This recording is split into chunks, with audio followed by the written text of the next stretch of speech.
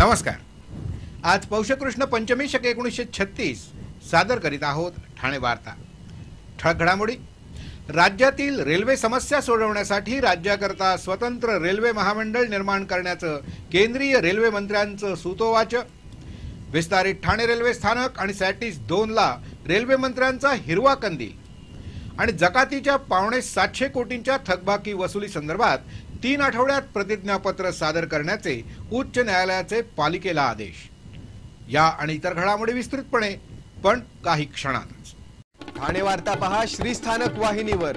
आता सकाळी 9:15 पासून रात्री 9:15 पर्यंत ठाणे वार्ता, ठाण्यातील पहिलं दृकश्राव्य माध्यम।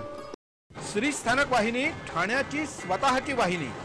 ठाण्यातील घडामोडी, कार्यक्रम, वादविवाद, अगदी गाणी, नाटक याचा आनंद घर बसल्या पहा श्रीस्थानक वाहिनी। आपल्या ठाण्याचं हक्काचं व्यासपीठ श्रीस्थानक वाहिनी।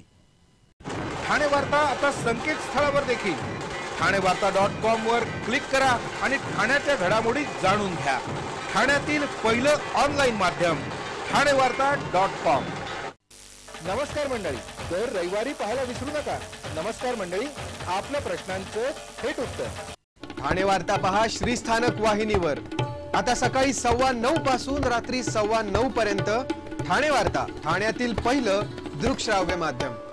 राज्यातील रेल्वे सुधारणा आणि समस्यांच्या संदर्भात जलद गतीनं न्याय देण्यासाठी राज्यांसाठी स्वतंत्र वेगळं रेल्वे महामंडळ निर्माण करण्यासंदर्भात विचार सुरू असल्याचं सूतोवाच केंद्रीय रेल्वे मंत्री सुरेश प्रभू यांनी ठाण्यात बोलताना केलंय। रामभाऊ म्हाळगी व्याख्यानमालेसाठी सुरेश प्रभू ठाण्यात आले होते। व्याख्यानमालेपूर्वी भारतीय जनता पक्षाच्या वतीनं आयोजित प्रवासी संघटनांच्या मेळाव्यात त्यांनी हे सूतोवाच केलं। मुंबईतील रेल्वे समस्यांवर तातडीनं तांत्रिक उपाययोजना करण्यासाठी टेक्निकल टास्क फोर्सची स्थापना करण्यात आल्याची घोषणा प्रभू यांनी यावेळी केली। भारतातील सर्वाधिक रेल्वे प्रवासी हे महाराष्ट्रातील आहेत। याच राज्यातून रेल्वेला मोठा महसूल मिळतो।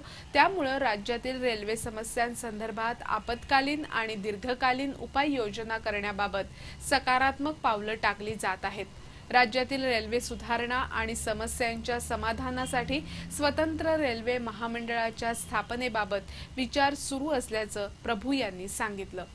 केवळ रेल्वे सक्षम होऊन चालणार नाही, तर सार्वजनिक वाहतूक व्यवस्थेचा एकात्मिक विचार करण्याची गरज त्यांनी यावेळी व्यक्त केली। राज्याच्या मुख्यमंत्र्यांबरोबर झालेल्या चर्चेत रेल्वेसह सर्व सार्वजनिक वाहतूक व्यवस्थेचा अंतर्भाव असलेली एकात्मिक वाहतूक व्यवस्था उभी करण्यासंदर्भात निर्णय घेण्यात आल्याची माहिती सुरेश प्रभू यांनी दिली। रेल्वे न्यायालयातील दावे जलदगती न्यायालयाच्या धर्तीवर चालवावे, खासदारांनी गैरसोय असलेली रेल्वे स्थानक दत्तक घ्यावी, कोकणात जाणाऱ्या गाड्यांना दिवा इथे थांबा मिळावा अशा विविध मागण्या असलेली निवेदनं विविध रेल्वे संघटनांनी रेल्वे मंत्री सुरेश प्रभू यांना सादर केली। दरम्यान रेल्वे मंत्र्यांच्या भेटीच्या वेळेस नौपाडा परिसरात अभूतपूर्व पोलीस बंदोबस्त ठेवण्यात आला होता। गेली अनेक वर्ष रखडलेल्या आणि ठाणेकरांच्या दृष्टीने अतिशय महत्त्वाच्या असणाऱ्या विस्तारित ठाणे रेल्वे स्थानक आणि सॅटिस 2 या प्रकल्पांना रेल्वे मंत्री सुरेश प्रभू यांनी हिरवा कंदील दाखवलाय। पालकमंत्री एकनाथ शिंदे यांच्या पुढाकारानं रेल्वे प्रवाशांच्या समस्यांवर चर्चा करण्यासाठी झालेल्या बैठकीत रेल्वे मंत्र्यांनी प्रवाशांना दिलासा देणारे अनेक निर्णय घेतले। या बैठकीत विस्तारित ठाणे रेल्वे स्थानक आणि सॅटिस 2 सह अनेक प्रकल्पांवर चर्चा झाली। रेल्वेचे तसंच पालिकेचे वरिष्ठ अधिकारीही या बैठकीला उपस्थित होते। ठाणे आणि मुलुंड रेल्वे स्थानकादरम्यान विस्तारित ठाणे स्थानक करण्यास कोणतीही तांत्रिक अडचण नसल्याचा निर्वाळा रेल्वेच्या वरिष्ठ अधिकाऱ्यांनी दिल्यानंतर रेल्वे मंत्री सुरेश प्रभू यांनी व्यवहार्यता अहवाल सादर करण्याचे निर्देश रेल्वे अधिकाऱ्यांना दिले। ठाणे रेल्वे स्थानकाच्या पूर्वेला सॅटिस 2 प्रकल्प उभारण्यासाठी आवश्यक ती कार्यवाही करण्यात येईल। कोपरी पुलाजवळील रेल्वेच्या मोकळ्या जागेत एक मोठं बांधकाम करून त्यावर बसगाड्यांसाठी वाहनतळ उभारण्याच्या पालिकेच्या योजनेलाही रेल्वेनं हिरवा कंदील दाखवला। सॅटिस 1 आणि 2 यांना पुलाद्वारे जोडण्याची सूचनाही रेल्वे मंत्र्यांनी त्वरित मान्य केली। ठाण्यापुढील रेल्वे प्रवाशांच्या समस्यांवर तोडगा काढण्यासाठी रेल्वेच्या वरिष्ठ अधिकाऱ्यांनी लोकप्रतिनिधींसह स्वतंत्र बैठक घ्यावी असे निर्देशही रेल्वे मंत्र्यांनी यावेळी दिले। ज्या कामांमुळे रेल्वेवर खर्चाचा बोजा येणार नसेल त्या कामांना त्वरित नाहरकत प्रमाणपत्र देण्याचे निर्देश रेल्वेच्या अधिकाऱ्यांना सुरेश प्रभू यांनी यावेळी दिले। ठाणे महानगरपालिकेची आर्थिक स्थिती डबघाईला आली असताना पालिकेने मद्य विक्रेते आणि सराफांची तब्बल 750 कोटींची जकात कराची थकबाकी वसूल केली नसल्याने 3 आठवड्यात या प्रकरणी प्रतिज्ञापत्र सादर करावं असे आदेश उच्च न्यायालयाने दिले आहेत। विक्रांत तावडे यांनी माहितीच्या अधिकारात मिळवलेल्या माहितीनुसार स्थानिक संस्था कर लागू होण्यापूर्वी मद्य विक्रेत्यांकडील 2011-2012 ची 407 कोटी आणि 2012-2013 ची 235 कोटींची जकात वसूल करणे बाकी होते, तर सराफांकडील 57 कोटींपैकी अवघे 16 कोटी वसूल करण्यात पालिकेला यश आलं। पालिकेची आर्थिक स्थिती दोलायमान असताना पालिकेने ही थकबाकी वसूल करण्याची आवश्यकता आहे, पण ही थकबाकी वसूल केली जात नसल्याने तावडे यांनी उच्च न्यायालयात जनहित याचिका दाखल करून कामात कुचराई करणाऱ्या पालिका अधिकारी आणि कर्मचाऱ्यांवर कारवाईची मागणी केली होती।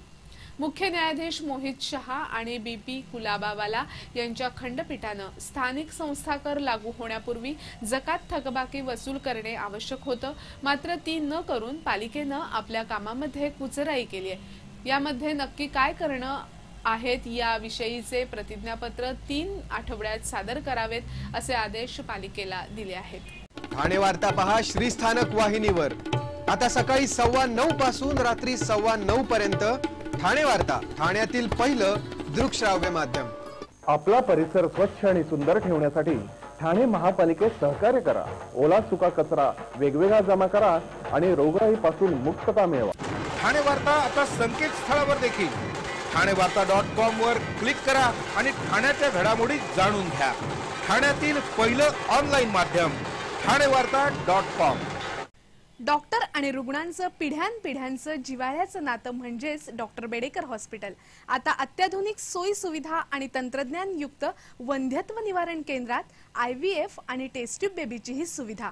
Doctor Bedekar hospital, Maharshi Karvepath, Thane. 65 वर्षांची निरंतर सेवा। Jaipuri jewellery exhibition cum sale, 50% बचत। American diamond sets, mangalsutra, fancy bracelet, fancy earring top, radium आणि गोल्ड प्लेटेड बांगड्या आणि अन्य ज्वेलरी फक्त जयपुरी ज्वेलरी एक्झिबिशन मध्ये, अशोका बेसमेंट जवळ, गोखले रोड, नौपाडा, ठाणे पश्चिम। ठाणे वार्ता पहा श्रीस्थानक वाहिनीवर आता सकाळी 9:15 पासून रात्री 9:15 पर्यंत ठाणे वार्ता, ठाण्यातील पहिलं दृकश्राव्य माध्यम। जमिनीचा आराखडा मंजूर करण्यासाठी एका विकासकाकडून 10,000 रुपये स्वीकारणाऱ्या सहाय्यक नगर रचनाकार अधिकाऱ्याला लाचलुचपत प्रतिबंधक विभागाने रंगेहात अटक केली आहे। या प्रकरणातील तक्रारदार विकासकाची मुरबाडमध्ये जमीन होती। या जागेची अंतिम सीमा आखणी मंजूर करण्यासाठी त्यांनी जिल्हाधिकारी कार्यालयातील नगर रचना विभागाकडे अर्ज केला होता। या कार्यालयात सहाय्यक नगर रचना अधिकारी म्हणून काम करणाऱ्या पांडुरंग शेळके यांनी त्यांच्याकडे 70,000 रुपयांची मागणी केली होती आणि 40,000 रुपये पूर्वीच स्वीकारले होते। काल यातील 10,000 रुपयांचा दुसरा हप्ता देताना जिल्हाधिकारी कार्यालयाच्या आवारात लाचलुचपत विभागाने त्यांना रंगेहात अटक केली। ठाणे कल्याण दरम्यान असलेल्या विविध रेल्वे स्थानकावर सोयी सुविधा पुरवल्या जाव्यात अशी मागणी आमदार जितेंद्र आव्हाड यांनी एका निवेदनाद्वारे रेल्वे मंत्र्यांकडे केली आहे। रेल्वे मंत्री सुरेश प्रभू यांना काल जितेंद्र आव्हाड यांनी दिलेल्या निवेदनात ही मागणी केली आहे। प्रवाशांच्या सोयीसाठी दिवा ते छत्रपती शिवाजी टर्मिनस दरम्यान उपनगरीय सेवा सुरू करावी। ठाणे ते कल्याण दरम्यान शटल सेवा सुरू करावी। कळवा आणि मुंब्रा रेल्वे स्थानकांमध्ये सरकते जिने उभारावे। कळवा मार्गे कल्याण ते वाशी या नवीन उपनगरीय मार्गाचं काम तातडीनं सुरू करावं आणि गेल्या अनेक वर्षापासून प्रलंबित असलेल्या खारेगाव रेल्वे स्थानकाची निर्मिती करावी, अशा विविध मागण्यांचं एक निवेदन आमदार जितेंद्र आव्हाड यांनी केंद्रीय रेल्वे मंत्र्यांना दिलं। देशामध्ये मानसिकता बदलण्याची गरज असून मानसिकता बदलल्यास भारत देखील बदलेल असे विचार केंद्रीय रेल्वे मंत्री सुरेश प्रभू यांनी रामभाऊ म्हाळगी व्याख्यानमालेचं प्रथम पुष्प घुमताना व्यक्त केले। उद्याचा भारत या विषयावर ते बोलत होते। उद्याचा भारत हा निश्चितपणे अपेक्षा उंचावणारा आणि आपल्या सर्वांना अभिमान वाटणारा असेल असा आशावादही प्रभू यांनी यावेळी व्यक्त केला। उद्याच्या भारताविषयी भावना व्यक्त करताना त्यांनी चीन विषयक अनेक दाखले दिले। चीनच्या कमजोरी आणि भारताची बलस्थानं तसंच भारताची कमजोरी आणि चीनची बलस्थानं त्यांनी यावेळी सांगितली। भारत जर समृद्ध नसता तर भारतावर आक्रमणं झालीच नसती। आक्रमक हे नेहमी लुटायला येत असतात असं त्यांनी सांगितलं। संयुक्त राष्ट्र संस्थेच्या पाहणीत भारत काही बाबतीत तर अगदी बांगलादेशपेक्षाही खाली असल्याबद्दल त्यांनी खंत व्यक्त केली। यामध्ये बदल करण्यासाठी भारताला विचारानं, आचारानं आणि कृतीनं मोठे बदल करण्याची गरज त्यांनी यावेळी व्यक्त केली।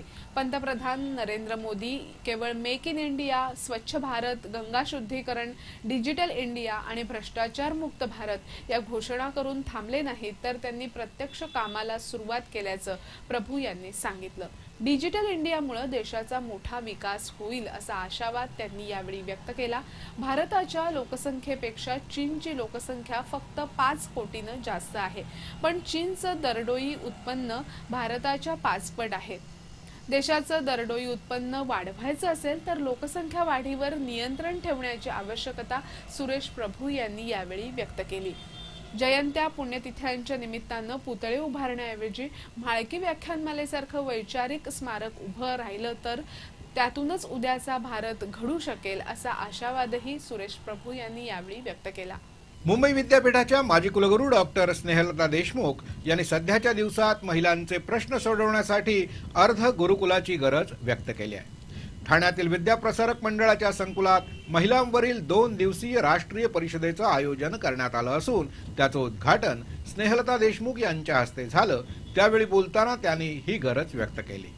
आपण कुलगुरू असताना गुरुकुलाची कल्पना पुढे रेटण्याचा प्रयत्न केला, पण त्याला यश मिळालं नाही। पण गुरुकुलाची आवश्यकता का समजू शकत नाही याबद्दल मात्र त्यांनी खंत व्यक्त केली। राज्यामध्ये फक्त 5 ठिकाणी गुरुकुल असून राज्यात आणखी गुरुकुलांची आवश्यकता देशमुख यांनी यावेळी व्यक्त केली। जागेची कमतरता आणि इच्छाशक्तीचा अभाव यामुळे गुरुकुलाची निर्मिती होत नसल्याचं त्यांनी यावेळी सांगितलं। अर्ध गुरुकुल म्हणजे जिथे मुलांना सकाळी 7 ला सोडल्यानंतर त्यांची सुट्टी संध्याकाळी 7 वाजता होईल। या पूर्ण दिवसभरात या मुलांची काळजी गुरुकुलमध्ये घेतली जाईल आणि त्यांच्या पालकांना त्यांची चिंता करावी लागणार नाही। ही योजना आपल्या क्षेत्रात आणि देशात यशस्वी व्हावी अशी आपली अपेक्षा असून यामुळे महिलांचे मोठेच प्रश्न सुटतील असं त्यांनी सांगितलं। महिलांचा विकास झाला तर देशाचाही विकास होऊ शकतो। महिलांना आर्थिक समानतेबरोबरच इतर बाबीत देखील बरोबरीची वागणूक मिळाली पाहिजे अशी अपेक्षा स्नेहलता देशमुख यांनी यावेळी बोलताना व्यक्त केली। श्री स्थानक वाहिनी ठाण्याची स्वतःची वाहिनी। ठाण्यातील घडामोडी, कार्यक्रम, वादविवाद, अगदी गाणी, नाटकं याचा आनंद घर बसल्या पहा श्री स्थानक वाहिनी। आपल्या ठाण्याचं हक्काचं व्यासपीठ श्री स्थानक वाहिनी। ठाणे वार्ता आता संकेतस्थळावर देखील ठाणेवार्ता.com वर क्लिक करा आणि ठाण्याच्या घडामोडी जाणून घ्या। ठाण्यातील पहिलं ऑनलाईन माध्यम ठाणेवार्ता.com। नमस्कार मंडळी, दर रविवारी पाहायला विसरू नका। नमस्कार मंडळी, आपल्या प्रश्नांचं थेट उत्तर ठाणे वार्ता पहा श्री स्थानक वाहिनीवर। आता सकाळी 9:15 पासून रात्री 9:15 पर्यंत ठाणे वार्ता, ठाण्यातील पहिलं दृकश्राव्य माध्यम। आपण आपले कार्यक्रम किंवा बातम्या आम्हाला ठाणेवार्ता@gmail.com या ईमेलवर कळवू शकता। आता ठळक घडामोडी शेवटी पुन्हा एकदा। राज्यातील रेल्वे समस्या सोडवण्यासाठी राज्याकरता स्वतंत्र रेल्वे महामंडळ निर्माण करण्याचं केंद्रीय रेल्वे मंत्र्यांचं सुतोवाच। विस्तारित ठाणे रेल्वे स्थानकासाठी 2 ला रेल्वे मंत्र्यांचा हिरवा कंदील आणि जकातीच्या 750 कोटीच्या थकबाकी वसुली संदर्भात 3 आठवड्यात प्रतिज्ञापत्र सादर करण्याचे उच्च न्यायालयाचे पालिकेला आदेश। या होत्या ठाणे वार्ता। आपली एखादी बातमी बघायची राहून गेली असेल तर आपण ठाणेवार्ता.com या आमच्या संकेतस्थळाला अवश्य भेट द्या। तर मग पुन्हा भेटूया पुढल्या बातमीपत्रात फक्त श्री स्थानक वाहिनीवर। धन्यवाद।